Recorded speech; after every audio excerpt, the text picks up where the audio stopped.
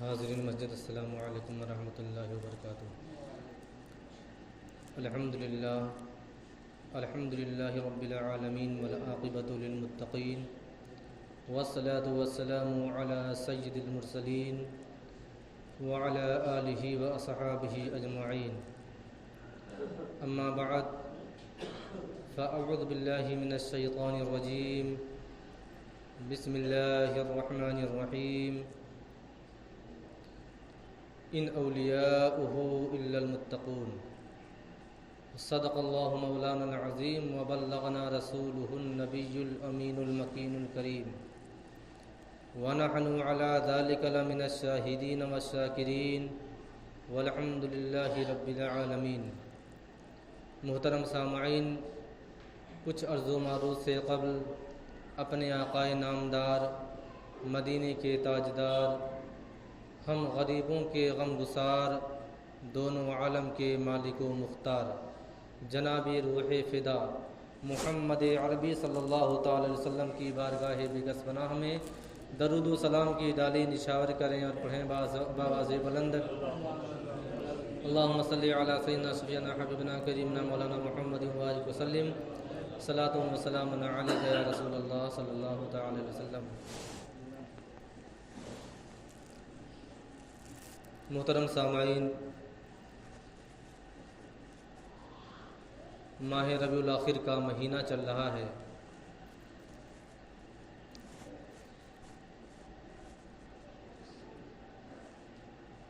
اسی مہینے میں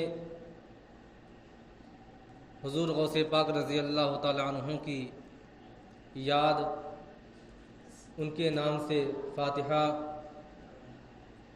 ان کے نام سے محفل کا انعقاد، اور ان کے چاہنے والے، ان کے عقیدت مند، ان سے محبت کرنے والے، ان کے پیروکار ہیں، تمام لوگ اپنے اپنے طریقے سے بارگاہ غوثیت میں عقیدت اور محبت کا نذرانہ پیش کرتے ہیں۔ محترم سامعین، حضور غوث پاک رضی اللہ تعالیٰ عنہ کی زندگی کے حالات، ان کا صبح و شام، ان کے رات اور دن، آپ نے اپنی زندگی کا جو معیار بنایا تھا، آپ کے جینے کا جو طریقہ تھا، وہ پورا مکمل طور سے، پورے طریقے سے اللہ تبارک و تعالیٰ کی وحدانیت کو بیان کرنا اور اللہ تبارک و تعالیٰ کی وحدانیت کا اعلان کرنا اور خود کو اللہ تبارک و تعالیٰ کے راہ میں ڈھل جانا اور اسی کی عبادت و ریاضت کرنا آپ کا مشغلہ تھا، آپ کا طریقہ تھا۔ اور اسی سب بنیاد پر، کیونکہ وہ آدمی یا وہ بچہ جو اپنی ماں کے پیٹ میں ہوتا ہے، رب تبارک و تعالیٰ اس کے بارے میں بھی جانتا ہے کہ دنیا میں جا کر کے کیا کیا کرنے والا ہے، اس کی قسمت میں کیا کیا ہوگا، یہ کتنا امیر ہوگا، کتنا غریب ہوگا، اس کے پاس کتنا مال ہوگا، کتنا کاروبار میں آگے بڑھ جائے گا۔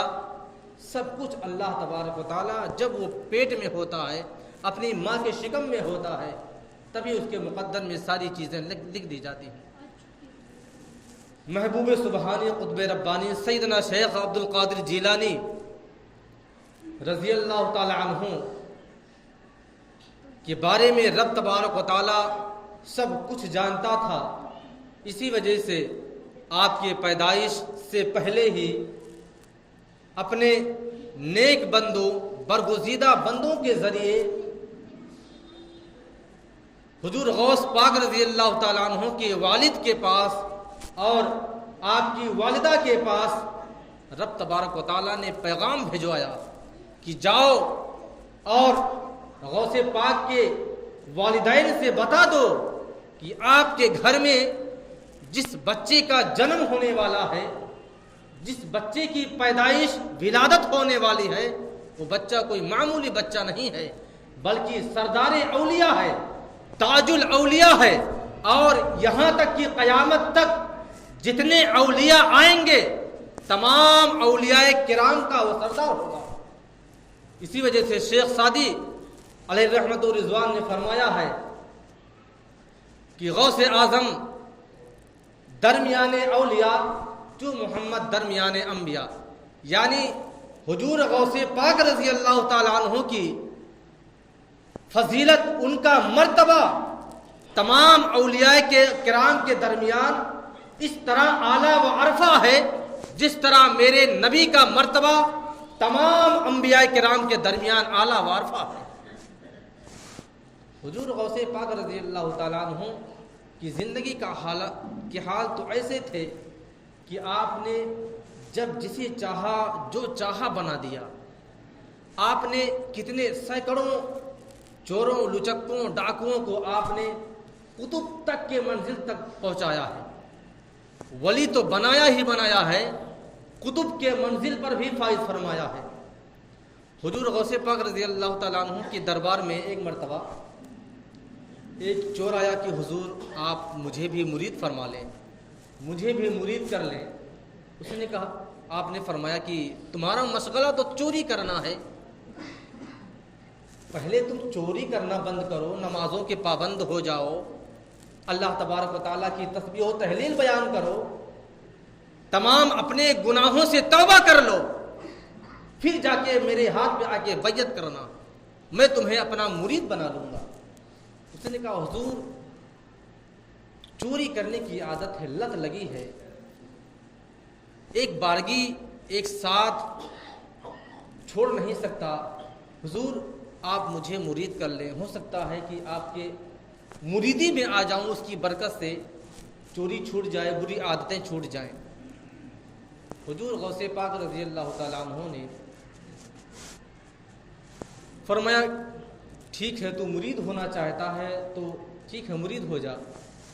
غوث پاک رضی اللہ تعالیٰ عنہ نے ہاتھ بڑھایا اور کہا کہ میں تجھے مرید کرتا ہوں۔ لیکن چور نے مرید ہونے کے لیے تو ہاتھ بڑھایا، لیکن پھر اچانک کھینچ لیا، کہا حضور میں مرید ہوں گا لیکن میری کچھ شرطیں ہیں۔ غوث پاک نے فرمایا کہ تو مرید ہونے آیا تھا تو مرید کیوں نہیں ہو رہا ہے؟ کہا حضور میں چوری کرتا ہوں، لت لگی ہے، عادت نہیں چھوٹ رہی ہے، اگر آپ میری 2 شرطوں کو منظور فرما لیں تو میں آپ کا مرید ہو جاؤں گا۔ غوث پاک نے فرمایا، وہ 2 شرطیں تیری کیا ہیں؟ چور نے کہا، حضور ایک تو میں چوری کرنا بند نہیں کروں گا، اور دوسرے میں نماز نہیں پڑھوں گا۔ غوث پاک نے کہا کہ تیری دونوں شرطیں شریعت کے خلاف ہے، اور میں ان شرطوں کو منظور کر کے تجھے میں اپنا مرید نہیں بنا سکتا، میں تجھے مرید نہیں کروں گا۔ اس نے کہا، حضور مرید فرما لیں، آپ مجھے مرید کر لیں۔ آپ نے سینکڑوں چوروں، لچکوں، ڈاکوؤں کو آپ نے اپنا ہم نشین بنایا ہے، آپ نے ولایت کے منزل تک پہ فائز فرمایا ہے، آپ نے تو چوروں کو قطب بنایا ہے، مجھے آپ اپنا مرید نہیں بنا رہے ہیں؟ مرید کر لیجئے حضور، مرید کر لیجئے۔ غوث پاک نے فرمایا کہ تو اپنی ان دونوں شرطوں کو واپس لے لے، پھر میں تجھے اپنا مرید بنا لوں گا۔ اس نے کہا، حضور بہت مشکل کام ہے، کیسے واپس لوں؟ غوث پاک نے، اور بار بار وہ کہتا رہا کہ حضور بس مجھے اپنا مرید بنا لیں آپ، اور اپنی دونوں شرطوں کو واپس بھی نہیں لے رہا تھا۔ غوث پاک نے فرمایا، چل اگر تو اپنی دونوں شرطوں کو واپس نہیں لے رہا ہے تو تجھے مرید ہونے کے لیے میری ایک شرط ماننی ہوگی۔ اس نے کہا، حضور بس آپ مرید کر لیں، میں آپ کے سینکڑوں شرطوں کو ماننے کے لیے تیار ہوں، بس آپ تیار ہو جائیں مرید کرنے کے لیے۔ اس نے غوث پاک نے فرمایا کہ مجھ سے کمپرومائز مت کرو، میری ایک شرط تیرے لیے بہت بھاری پڑ جائے گی، تو اپنے دونوں شرطوں کو واپس لے لے۔ اس نے کہا، حضور میں اپنی دونوں شرطوں کو واپس نہیں لوں گا، لیکن آپ کی شرطوں کو ماننے کے لیے تیار ہوں، چاہے آپ کی سینکڑوں شرطیں ہوں۔ غوث پاک نے کہا کہ میری تو ایک شرط پوری نہیں کر پائے گا۔ بہرحال اس نے کہا، حضور بتائیں وہ شرط ہے کیا؟ غوث پاک نے صرف اتنا فرمایا تھا کہ جب اذان کا وقت ہو جائے تو تو چاہے جہاں رہنا، جنگل بیابان میں، کہیں بھی، کسی بھی گھر میں، اپنے گھر میں، اپنے بستر پر، جب اذان کا وقت ہو جائے بس اذان خالی دے لینا، بس خالی اذان دینی ہے۔ اس نے کہا بس اتنی معمولی سی بات ہے حضور، ٹھیک ہے کوئی بات نہیں۔ اس نے کہا حضور غوث پاک نے اسے اپنا مرید بنا لیا۔ اب وہ گھر گیا اور گھر میں رہتا تھا، اور جیسے اذان کا وقت ہوتا فوراً بستر سے اٹھتا اور اذان دے کے پھر سو جاتا۔ یہی اس کا معمول تھا، پانچوں وقت یہی معمول۔ جب اس کی بیوی نے دیکھا 2-4 دن گزر گیا، کہا آپ کیوں لے دے کے اذان کے پیچھے پڑے ہیں؟ ارے اذان دینی ہے تو گھر میں کیوں دیتے ہیں؟ محلے کی مسجد میں چلے جائیں، وہاں اذان دے لے، اور اذان ہی کیوں دیتے ہیں؟ نماز بھی پڑھ لیا کیجیے، نماز بھی پڑھ لے، صرف اذان کیوں دیتے ہیں؟ اس نے کہا نہیں، ارے تم جانتی ہو میں نے کس سے کمپرومائز کیا ہے، ارے کیا کروں، میں شرط رکھ کر کے بھی پھنس گیا ہوں، آج کیا کروں، اذان دینی، چور ہو کے بھی اذان دینی پڑ رہی ہے۔ بیوی نے کہا ٹھیک ہے لیکن تم اذان دیتے ہو ٹھیک ہے، لیکن نماز بھی پڑھ لیا کرو۔ اس نے کہا نہیں، میں نے جو شرط منظور کی ہے، جو میں نے کمپرومائز کیا ہے، جو میں نے معاہدہ کیا ہے۔ بیوی نے کہا کس سے تم نے معاہدہ کیا ہے، کس نے کمپرومائز کیا ہے؟ کہا نہیں، تم اپنی جگہ ہو، تم کو جاننے کی ضرورت نہیں ہے، بس میں نے کر لیا، پھنس گیا ہوں، کیا کروں؟ بیوی نے کہا اچھا چلو 2-4 دن ہو گئے ہیں، تم کہیں چوری بھی کرنے نہیں جا رہے ہو، گھر کا خرچہ کیسے چلے گا، سب کھانا پینا کیسے، گزر بسر کیسے ہوگا؟ اس نے کہا وہی تو شرط مان کے، شرط غوث پاک کے قبول کر کے میں پھنسا ہوا ہوں کہ کون سے ایسے وقت میں چوری کرنے جاؤں کہ بیچ میں نماز، بیچ میں اذان کا وقت نہ آ جائے، بیچ میں اذان کا وقت نہ آئے۔ وہی تو 4 دن سے غور و فکر کر رہا ہوں۔ اسی دن جب اس نے عشاء کی اذان دیا تو بیوی نے اسے مشورہ دیا کہ عشاء اور فجر کے درمیان بہت لمبا وقت ہوتا ہے، اسی بیچ میں چلے جاؤ چوری کرنے۔ کہا ہاں یہ تو مشورہ بہت صحیح آپ نے دیا، تم نے دیا۔ عشاء کی اذان اس نے دی اور گھر سے باہر نکل گیا۔ بغداد شریف کے شہر میں کسی رئیس کے مکان میں پیچھے سے رسی پھینکی اور جا کے رسی کے ذریعے سے آنگن میں اتر گیا۔ آنگن میں اتر گیا، لیکن جب زیورات والے کمرے میں گھسا تو جو زیورات اور جو خزانہ اس کے ہاتھ لگا، کیونکہ چور جب چوری کرنے جاتا ہے تو جتنا زیادہ سامان پاتا ہے اس کا من اتنے بڑھتا جاتا ہے، اتنے من بڑھتا جاتا ہے، اور پیچھے کا راستہ بھول جاتا ہے کہ مجھے واپس بھی جانا ہے، بس چوری کرنے میں لگا رہتا ہے۔ اب چراتے چراتے اس کے پاس اتنا سامان ہو گیا کہ اٹھانے سے اٹھ ہی نہیں رہا ہے۔ اب وہ اٹھاتے کسی طرح اٹھایا تو جب تک وہ اس گھر کے صحن میں پہنچا تب تک فجر کی اذان کا وقت ہو گیا۔ اب پھنس گیا۔ اب اس نے کیا کیا، سارے زورات کو ایک کنارے دالان میں رکھا اور صحن میں آ کر کے نماز فجر کی اذان دینا شروع کیا، اور جب اذان دے لی تو تمام گھر والے بیدار ہو گئے۔ مسلمان کا گھر تھا اور اس نے کہا تمام لوگ جگ گئے ہیں، اب جھوٹے کیا کرتا ہوں کہ 2 رکعت کی نماز کی نیت باندھ کر کے کھڑا ہو جاتا ہوں۔ جب تک میں 2 رکعت نماز کی نیت کر کے 2 رکعت پوری کروں گا تب تک یہ لوگ وضو بنا کے اپنے اپنے کمرے میں چلے جائیں گے، اپنے جا نماز پہ چلے جائیں گے، اور اس وقت میں موقع کو غنیمت سمجھ کر کے باہر نکل جاؤں گا۔ لیکن جب اس نے 2 رکعت کی نیت باندھی نا تو جب سلام پھیرا تو دیکھا پیچھے مقتدیوں کی صفیں لگی، پورے محلے کے لوگ اکٹھا ہو گئے، گھر والوں نے سب کو بلا لایا، ارے ایک آج اللہ کا ولی میرے گھر میں آیا ہے، آج اس کی امامت میں ہم لوگ نماز پڑھیں گے، آج اس کی اقتدا میں ہم لوگ نماز ادا کریں گے۔ جب اس نے سلام پھیرا اور دیکھا کہ پیچھے تو کئی صفیں لگی ہوئی ہیں، اتنے میں ایک اور ادھر حضور غوث پاک رضی اللہ تعالیٰ عنہ بھی جا نماز پر سلام پھیر کر کے، سنت کا سلام پھیر کے غوث پاک بیٹھے ہیں جا نماز پر، اور جب اپنے مؤذن سے غوث پاک نے کہا کہ تکبیر بولو تو غوث پاک نے مسکرایا بہت، اور آپ کے مسکرانے کو لوگوں نے ملاحظہ کیا، فرمایا حضور آپ تکبیر کے وقت کیوں مسکرا رہے ہیں؟ کہا ارے وہ تو پھنس گیا ہے اذان دے کر کے، کمپرومائز غوث پاک سے کیا تھا، عبد القادر سے معاہدہ کر کے آج پھنسا پڑا ہے، کسی مالدار کے صحن میں جا کے پھنس گیا آج۔ اذان دے کے لوگ بچ جاتے ہیں، اذان دے کے لوگ نکل جاتے ہیں، آگے بڑھ جاتے ہیں، آج کوئی ایسا بندہ ملا ہے جو اذان دے کے بھی پھنسا پڑا ہے، اذان دے کے بھی پھنس گیا ہے آج۔ جب اس نے، اب اس میں کوئی ہوشیار آدمی تھا، وہ بھی سنت ادا کر چکا تھا، چور سے کیا کہا، حضور تکبیر بولوں؟ اس نے کہا ہے کیا بول رہے ہو؟ ارے میں چور ہوں، حضور نہیں ہوں۔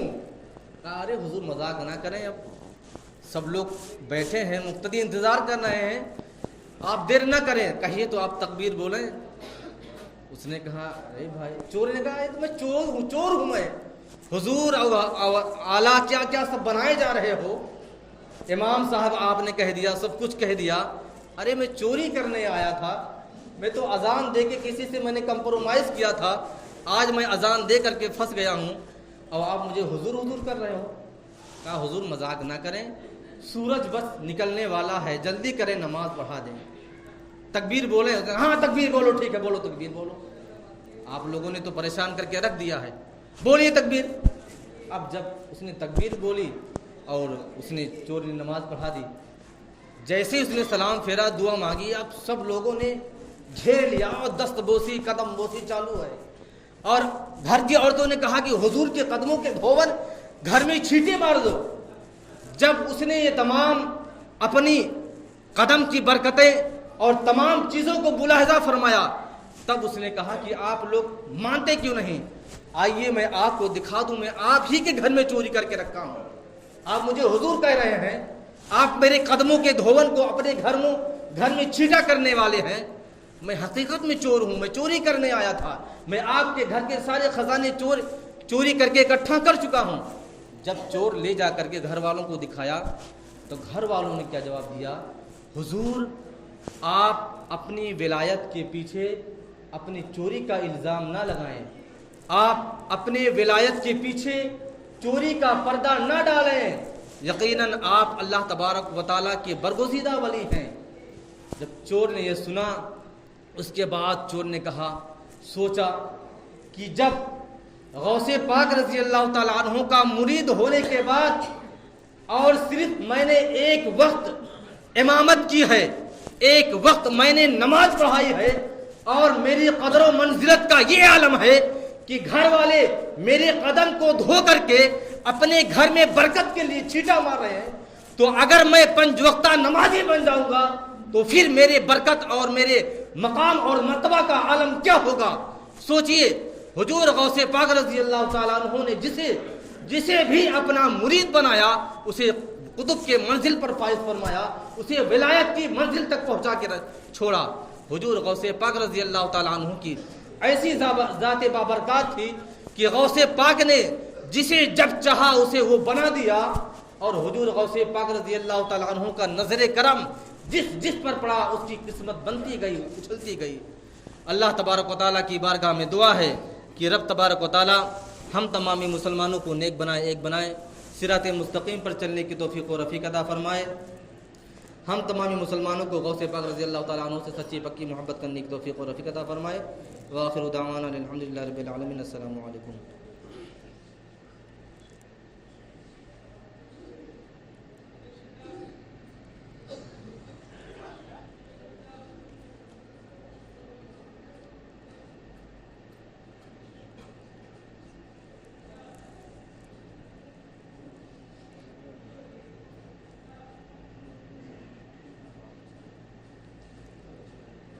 رسالے پور میں ایک عرس ہونے والا ہے جو 14، 15، 16 نومبر کو منعقد ہوگا، جن حضرات کو شرکت کرنی ہوگی وہ حضرات چلے جائیں۔